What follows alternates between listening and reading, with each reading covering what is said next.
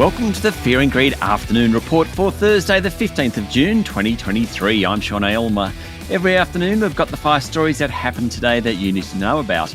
Story number 1, Australian Bureau of Statistics figures today show that employment rose by 75,900 during May, well above expectations, and enough to cement forecasts of more rate rises in coming months.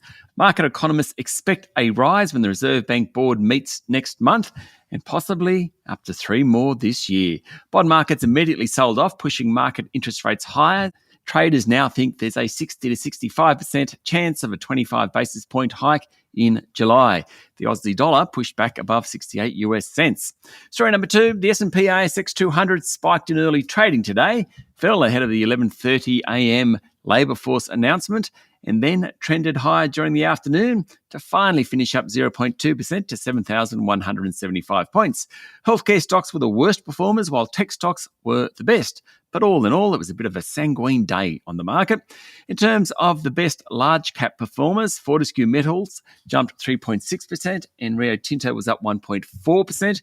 Macquarie Group rose 2.3%, while the big 4 banks were all higher. Goodman Group and WiseTech Global both jumped more than 1%. CSL fell sharply, down nearly 3%. Following yesterday's even bigger fall, Newcrest Mining, Woodside Energy and Telstra all ended lower. The coal companies did well, notwithstanding some negative commentary around the place about coal prices. New Hope, Coronado Global Resources and Whitehaven were all sharply higher. Australia's largest rail freight operator, Aurizon, rallied to its highest level in 4 months after it was upgraded by brokers. Its share price ended 4% better off. But the best on the day was insurer IAG. It finished up 4.6%. The worst was AI specialist Appen, down 7%. Another interesting one was property funds house Charter Hall. It reported a 2.8% fall in property values across its $72 billion real estate empire. Now, the company said about 98% of all its properties have been independently valued. This addresses the issues raised recently by super funds about whether adequate revaluations have occurred in the property sector. Charter Hall has addressed that. Story number 3, plenty of global economic news. This morning, the US Federal Reserve paused on interest rate hikes, the first pause in 15 months. That wasn't unexpected. Chair Jerome Powell said it may make sense for rates to move higher at a more moderate pace. He said while speed was important last year, it is now reasonable to go slower, and there are benefits to moderating the pace of rate hikes.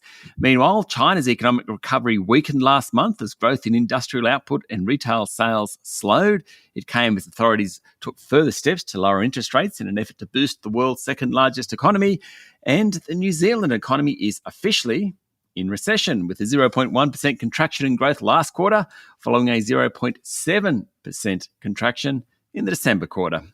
Story number 4, Australia's richest person, Gina Rinehart, has done a deal to buy up to 51% of the Mount Bevan lithium project in Western Australia, a project that targets supplying Indian buyers. Rinehart held a one-on-one meeting with Narendra Modi, the Prime Minister of India, last month when he was out visiting, and it may well pay dividends. Thus far, Rinehart hasn't been involved in lithium mining. Mostly her interests are in iron ore and agricultural property, things like that. But she's now bought a small stake in the Mount Bevan project, and yesterday that mine did a deal to sell most of its lithium to India.